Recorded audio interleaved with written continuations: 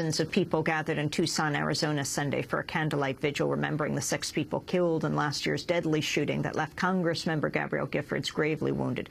The shooting occurred January 8th, 2011, outside a supermarket where Giffords was meeting with constituents. On Sunday, the Arizona Democrat led the crowd in the Pledge of Allegiance.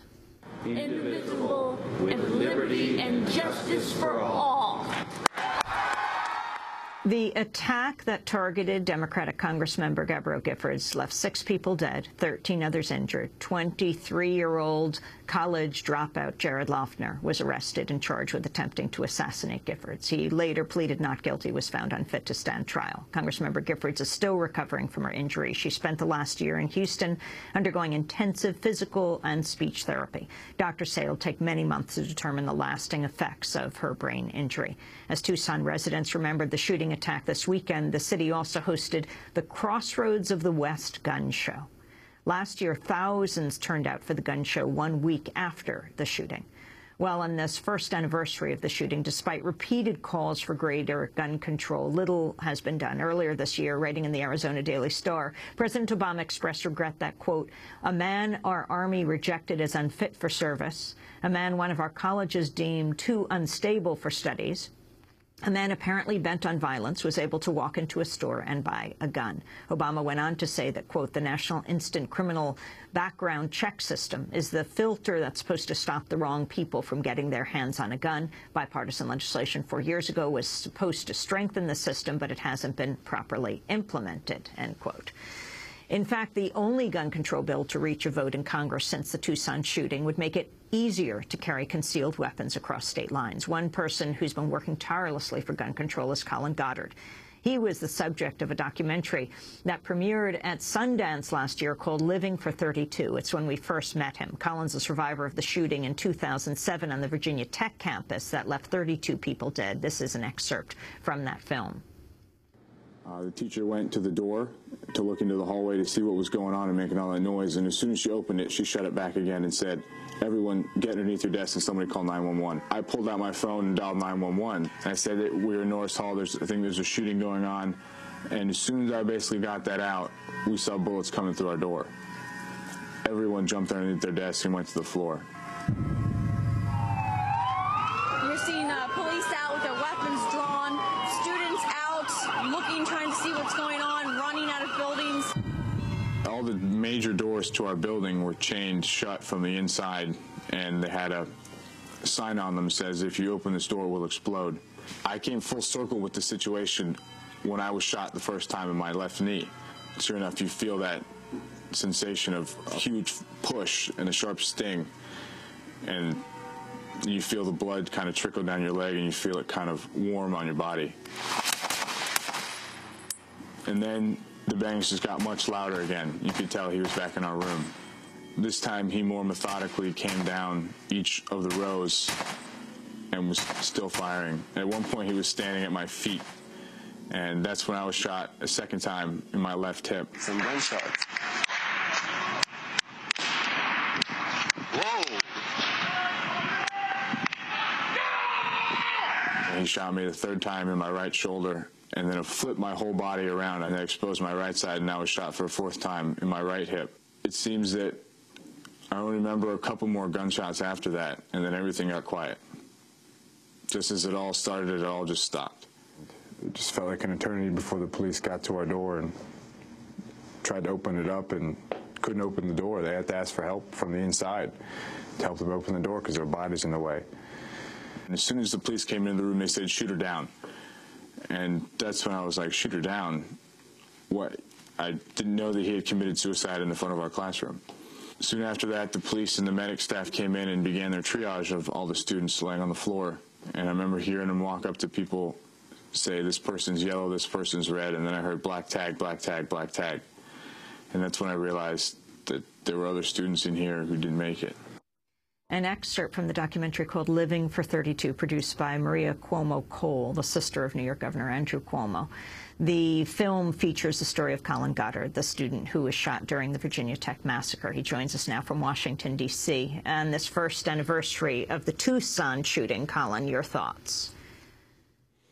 Well, yesterday was a very tough day, a somber day. I mean, there were thousands of people who gathered in Tucson, and we would help organize thousands of other Americans to gather in their communities across the country to also recognize the significance of yesterday and to talk about their own personal instances of gun violence and realize that in their community there are a lot more people in there who've experienced something similar to that, and connecting with those people is helpful. So I think a lot of people gained a lot from coming together to remember last night. And we all came together to remember that, you know, something needs to be done. We have too many victims of gun violence in America, and we have to do something about this. We can't just let it continue like this. What has happened in terms of gun control? I mean, just looking at some of the polls, since that's a favorite these days, is to just do news by polls.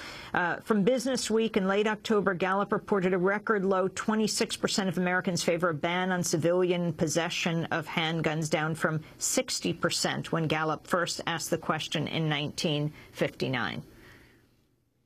Right. Well, that's, in my opinion, that question is very dated. I mean, what the issues we work on every single day is not about banning handguns. You know, we talk about now something much more common sense, much more reasonable, in my opinion, such as let's do a background check on everybody before they buy a gun. I mean, you mentioned the Crossroads of the West gun show. There were people selling guns in that gun show to strangers they've never met before, not even with a background check.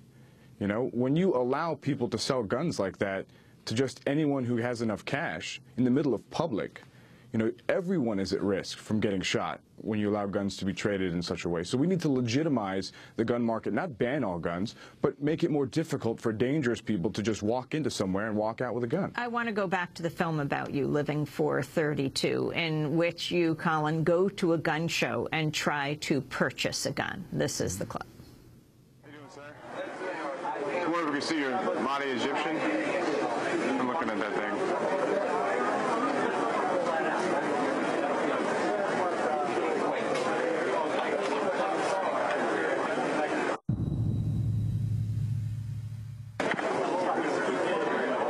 This thing is pretty diesel, dude. Pretty good? Yeah. Expanded stock. 30-round clip. You want 660 for it?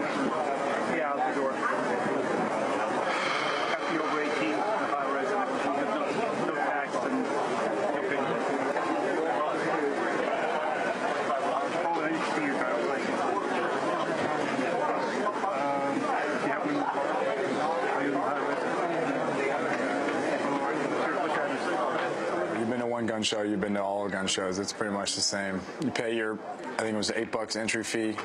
You know, you walk in, you walk past the guy, he asks you if you have any concealed weapons on you. You start walking around looking at stuff. And then you keep going, and then, you know, every once in a while you'll see a guy that's got, you know, just a couple of guns on the table, doesn't really look that official, doesn't have a computer, doesn't have a phone. You know, you go up to him, you start talking to him, and you ask him, you know, what do you got to do to buy this gun that he's got? And he says, you know, sometimes all you need is a license, and sometimes you don't even need that. If you tell him you don't have it, like I told him, you know, he's like, all right, well, that's all right.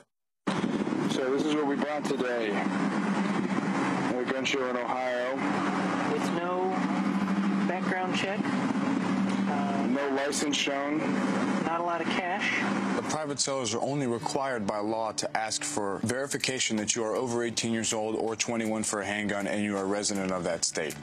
You know, that's important information, but that's not the most critical information that they should know. What we're trying to do is enforce the law that's already on the books, the law that says if you are a felon, if you're mentally ill, you cannot own a gun.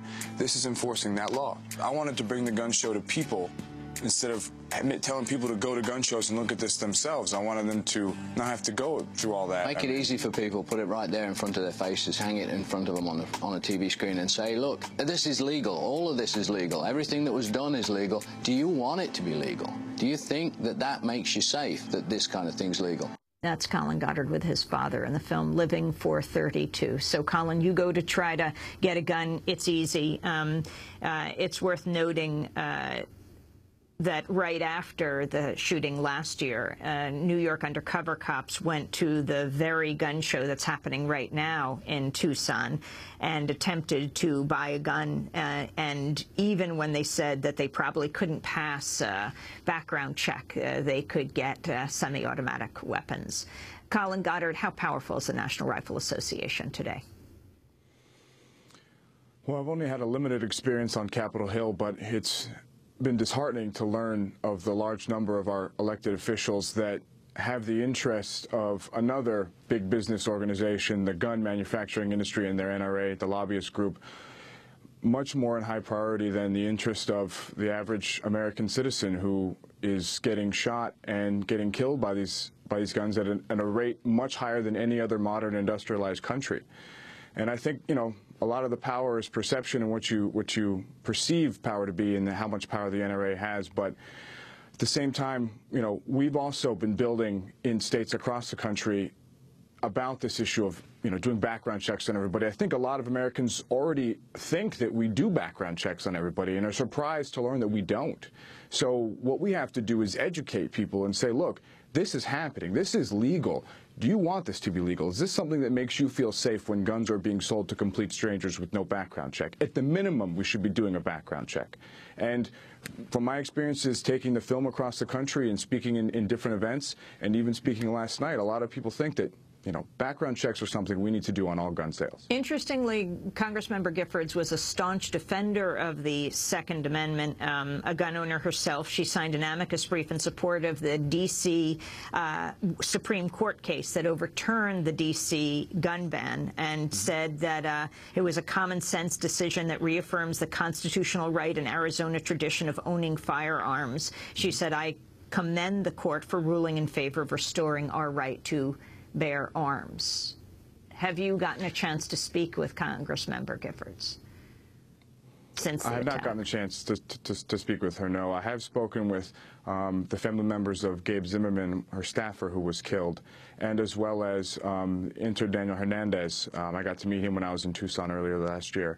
And I think what the kind of message I would say is that, you know, you can be pro-Second Amendment and still pro-safety and pro-responsibility when it comes to doing background checks. A lot of NRA members and gun owners themselves think that we should be doing background checks on everybody. And the well-known Republican pollster Frank Luntz did a poll at the NRA convention last year and found out that over 65% of NRA members themselves support doing background checks on everybody. But unfortunately, there is a disconnect between the NRA membership and its leadership, its bosses here in D.C., that have a ultimate absolute extremist approach that doesn't allow for reasonable discourse to happen. Colin Goddard, I want to thank you very much for being with us, survivor of the 2007 Virginia Tech massacre, works at the Brady Campaign to prevent gun violence. And that does it for today's show.